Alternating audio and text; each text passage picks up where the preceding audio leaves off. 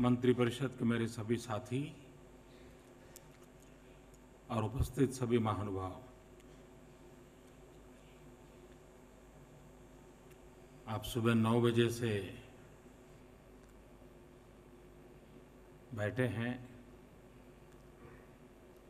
काफ़ी थकान भी महसूस कर रहे हैं।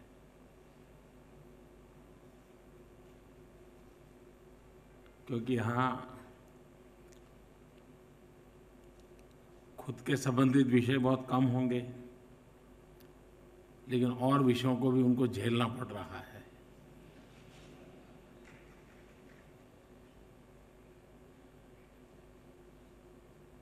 सामान्य रूप से सरकार का एक स्वभाव रहता है सीक्रेसी का।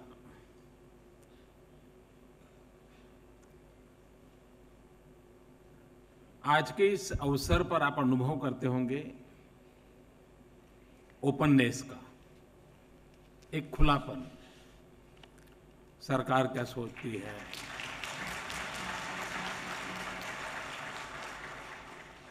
अब ये चीजें जितनी आज आपके सामने आई है, यही चीजें पाने के लिए पता नहीं कितनी आरटीआई करनी पड़ती है आपको। तो व्यवस्था ऐसी विकसित की जा सकती है कि उसी प्रकार से हमने देखा है कि बजट जब आता है तो ढेर सारे डेलीगेशंस मेमोरेंडम लेकर के आते हैं। वो भी एक ऐसी फॉर्मेलिटी हो जाती है कि सरकार कागज ले लेती है, कितना ही बड़ी हायर पोजीशन पर क्यों ना हो, अच्छा देख लेंगे, फिर वो कागज प्रोसेस में चला जाता है।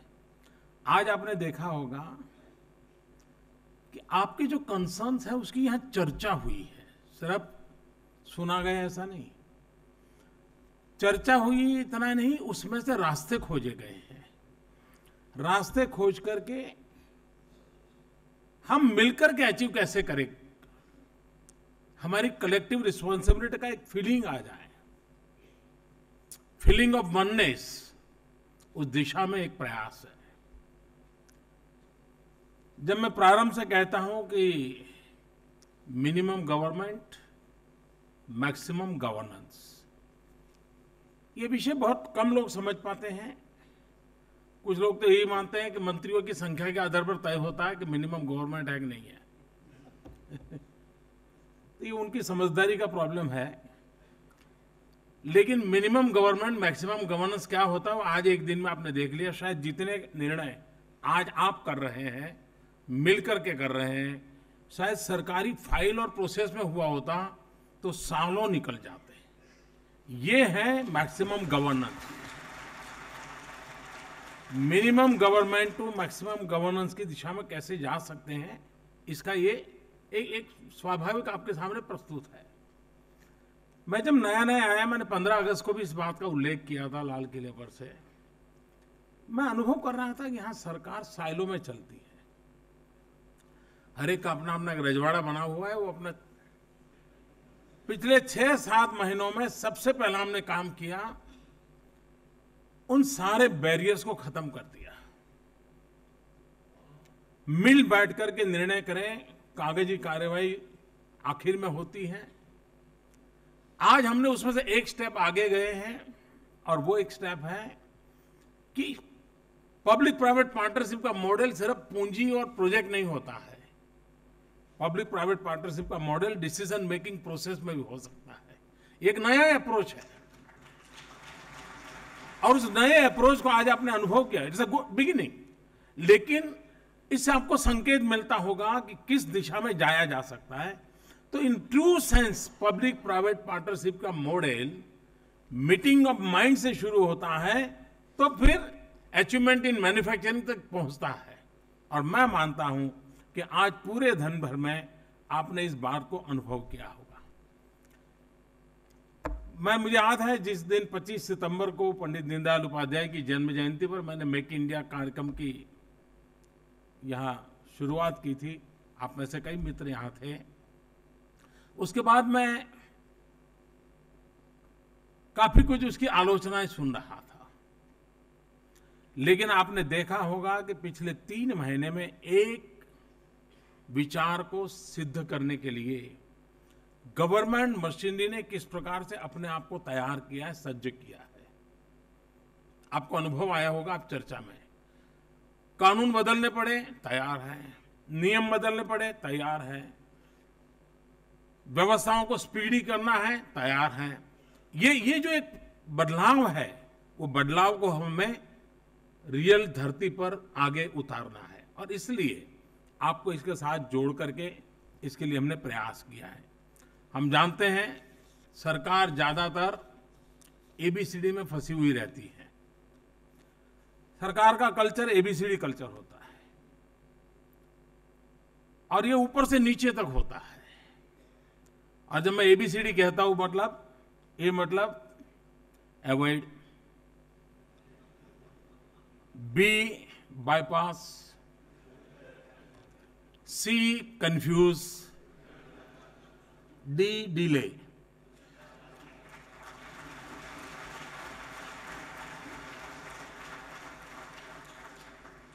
हमारी कोशिश है एबीसीडी कल्चर से एक ऐसे रोड मैप पर जाएं जिसमें सक्सेस ही सक्सेस हो।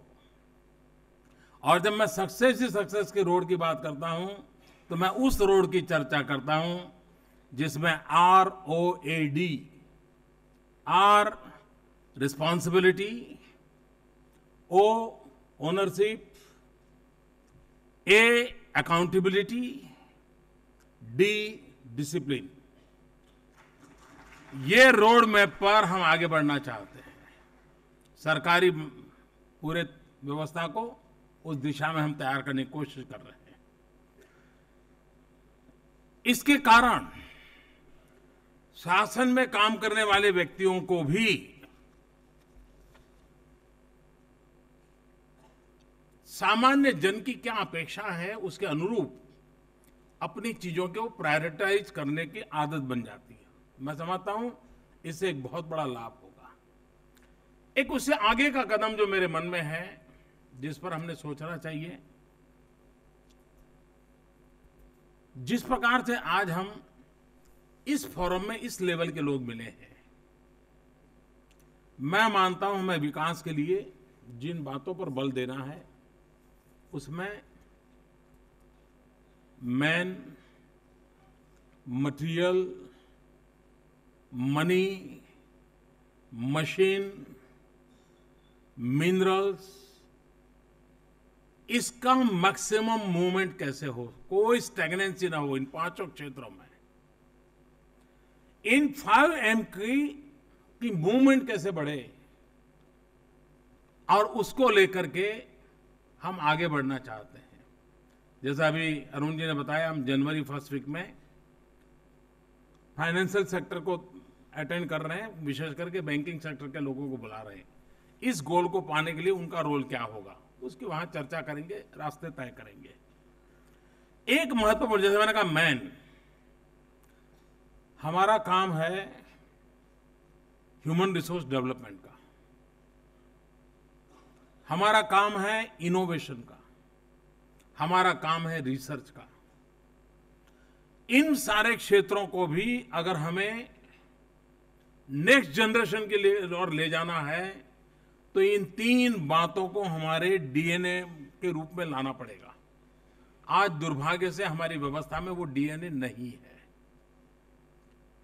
Innovation, research and human resource development, ये पूरे पार्ट ऑफ द प्रोसेस होना चाहिए, वो आइसोलेटेड नहीं होना चाहिए। और इसलिए मेरा सेकंड फेज का काम ऐसा है कि क्या हम देश में 5 या 6 या 8 रीजन में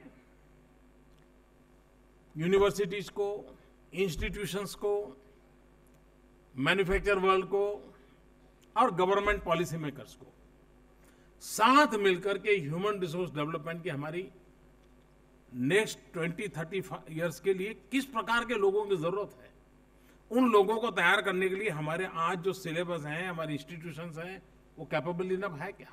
उसको हम बदलाव ला सकते हैं क्या? उसमें कोई नया मॉडल ला सकते हैं हम क्या? हम कल्पना कर सकते हैं, हम आज अगर हम मान लीजिए हम सोच रहे हैं कि हम बुलेट ट्रेन, क्या बुलेट ट्रेन के लिए इंजीनियरिंग स्किल के लोग हमारे पास हैं क्या? नहीं है, तो वी हैव टू क्रिएट। हमने जिस गोल को अचीव करना है उसको ध्यान में रखते हुए ह्यूमन रिसोर्स डेवलपमेंट, इस पर हम कैसे बल दें और हमारी इन व्यवस्थाओं को, और मैं चाहता हूं कि विद इन ए मंथ और 2 इस एक skill development in human resource development को लेकर के एक हमारा ज्वाइंट, उसको नेशनल लेवल पे नहीं कर सकते क्योंकि हमने कोई एरिया आइडेंटिफाई करना पड़ा। मानो केमिकल जोन है तो केमिकल जोन के लोग मिले, फिर उसके साथ संबंधित इंस्टीट्यूट मिले, तो शायद हमारा प्रोडक्टिव डिबेट होगा। इस प्रकार से हम कुछ चर्चा कर करके इस पर काम करें और उसी में इनोवेशन एंड रिसर्च, अगर हम दुनिया के सामने इनोवेशन लेके नहीं जाएंगे, हमारे आईटी सेक्टर में हम लोगों ने बहुत बड़ा अपना तजुर्बा बताया 25 साल पहले, लेकिन हम गूगल नहीं बना पाए। हमारा जो टैलेंटेड मैन पावर था हमारा बाहर चला गया। क्या हम उस दिशा में सोच सकते हैं कि जगत में जो श्रेष्ठ हैं वो हमारे यहां भी पैदा हो सकता है और दुनिया इस बात को मानेगी। हमारे स्पेस का जब प्रेजेंटेशन हो रहा था, मैं देख रहा था, सब लोग तालियां बजा रहे थे। ये भारत के नौजवान साइंटिस्ट कर रहे हैं जी, दुनिया में अपना रुतबा दिखा रहे हैं। तो और क्षेत्र तो इससे सरल है, हम इसको कर सकते हैं। और एक दूसरा जो विषय, जैसे मैंने कहा, हम जनवरी 1 वीक में बैंकिंग एंड फाइनेंशियल सेक्टर को इसी विषय को लेकर के मिल रहे हैं। मैं चाहता हूं कि संबंधित लोग मिल करके रीजनल इस दिशा में कैसे काम करें। और एक विषय है जिस पर हमने बल देने की आवश्यकता है, भारत का विकास संतुलित होना चाहिए। अगर पश्चिम का हिस्सा भारत का समृद्धि को और आगे बढ़े और पूरब का हिस्सा हमारा वैसे के वैसा रह जाए तो देश के लिए उचित नहीं है। हम इंडस्ट्रियल हाउसेस को भी सोचना होगा। और हम कैसे लोग हैं, कोयला ईस्ट में है और बिजली वेस्ट में पैदा करते हैं। मैं नहीं मानता हूं ऐसी कौन सी स्ट्रेटेजी हमारी। हमारे पास प्राकृतिक संपदा सारी की सारी ईस्टर्न पार्ट ऑफ इंडिया है।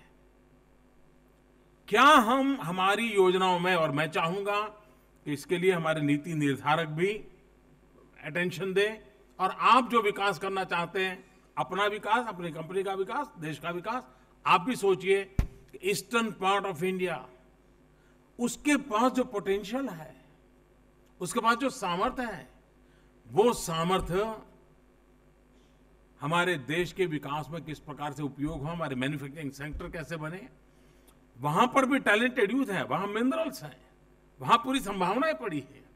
उन संभावनाओं पर हम एक दशक में अगर ध्यान दें तो भारत का पश्चिमी छोर जिस प्रकार से आगे बढ़ा है, अगर पूरब का छोर इक्विवेलेंट आ जाएगा तो आप कल्पना कर सकते हैं कि जिस ग्रोथ टारगेट की चर्चा पूरी दुनिया हिंदुस्तान से अपेक्षा करती है, उसको पाने का वो उत्तम से उत्तम रास्ता बन सकता है।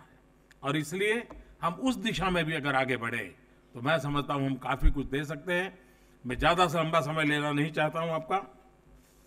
आज पूरे दिन भर ये जो प्रयास हुआ है, हर एक की जिम्मेवारी तय हो चुकी है, रोड मैप तय हो चुका है, क्या अचीव करना है वो निर्धारित हो गया है, नीतियों में क्या परिवर्तन लाना है वो तय हो चुका है। अब मैं नहीं मानता हूं कि कोई कागजी कार्यवाही की जरूरत पड़ेगी, अपने आप चीजें इंप्लीमेंट होगी और हम जो मेक इन इंडिया का कंसेप्ट लेकर के चल रहे हैं उसको आगे बढ़ेंगे। लेकिन बात मेक इन इंडिया से अटक नहीं सकती, हमारी कोशिश उससे आगे हो। हम दुनिया में इंडिया ब्रांड कैसे डेवलप कर सकते हैं।